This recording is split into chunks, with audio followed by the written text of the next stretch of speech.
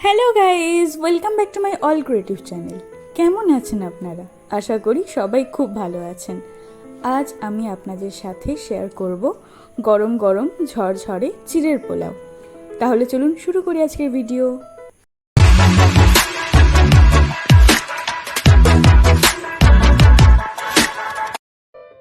প্রথমে একটা কড়াই বসিয়ে দেব গরম হওয়ার জন্য। কড়াইটা গরম হয়ে গেলে অল্প সর্ষের তেল দিয়ে দেব। তেলটা বেশ ভালোভাবে আমি গরম করে নেব। সর্ষের তেলটা বেশ ভালোভাবে গরম হয়ে গেছে। দিয়ে দেব 1 চামচ জিরে, একটা তেজপাতা এবং একটা শুকনো লঙ্কা।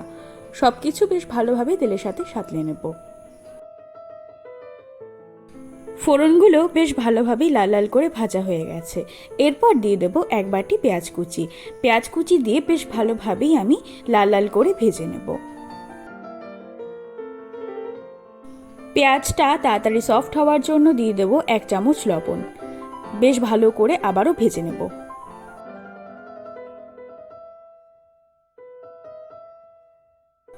পেঁয়াজটা বেশ ভালোভাবে লাল লাল করে ভাজা হয়ে গেছে। এরপর দিয়ে দেব 1 বাটি আলু। আলু দিয়ে খুব ভালো করে আমি সাঁতলে নেব। আলুটা বেশ ভালোভাবেই আমি পেঁয়াজের সাথে সাঁতলে নিয়েছি। এরপর দিয়ে দেব 1 চামচ হলুদ গুঁড়ো।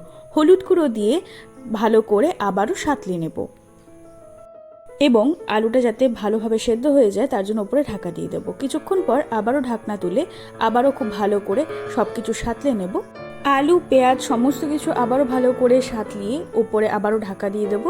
কিছুক্ষণ পর ঢাকনা তুলে 4 থেকে 5টা কাঁচা লঙ্কা কুচি দিয়ে দেব। তারপরে আবারও ভালো করে ভাজা ভাজা করে নেব সব কিছু। আলু, পেঁয়াজ, লঙ্কা খুব ভালো করে আমি ভাজা ভাজা করে নিয়ে আবারও উপরে ঢাকা দিয়ে দেবো। কিছুক্ষণ পর ঢাকনা তুলে আলু, পেঁয়াজ, লঙ্কাটা ভালো করে আবারও সাঁতলে নেব। এর মধ্যে আলুটা কিন্তু একদম পারফেক্টলি কুকড হয়ে গেছে। এরপর দিয়ে দেব 1/2 বাটি বাদাম। বাদামটা দিয়ে সব কিছুর সাথে বেশ ভালোভাবে মিশিয়ে নেব। চিড়ের পোলাওতে আমি খুব কম সবজি দিয়েছি, কারণ আমার কাছে খুব বেশি সবজি ছিল না সেই মুহূর্তে। আপনারা চাইলে কিন্তু অনেক বেশি আরও অনেক সবজি অ্যাড করতে পারেন।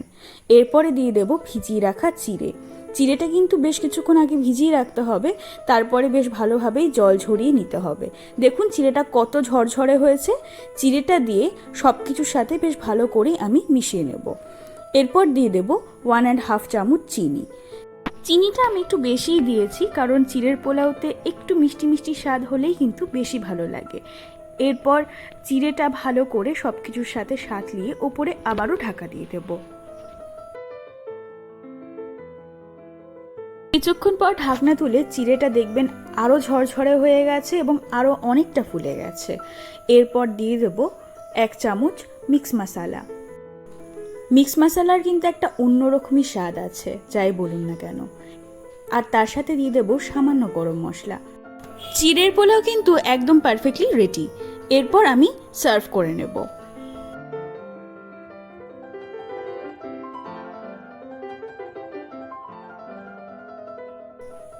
দেখলেন তো কত সহজেই আমি এই চিড়ের পোলাও রেসিপিটা আপনাদের সাথে শেয়ার করলাম। কার কার চিড়ের পোলাও খেতে ভীষণ ভালো লাগে কমেন্ট করে কিন্তু আমাকে অবশ্যই জানাবেন। আমার তো চিড়ের পোলাও খেতে ভীষণ ভালো লাগে। সত্যি বলতে কি, জল খাবারে যদি একটু চিড়ের পোলাও হয় তাহলে তো আর কোনো কথাই নেই। আর ভিডিওটি যদি আপনাদের ভালো লাগে তাহলে ভিডিওতে লাইক দিতে একদম ভুলবেন না। Thank you.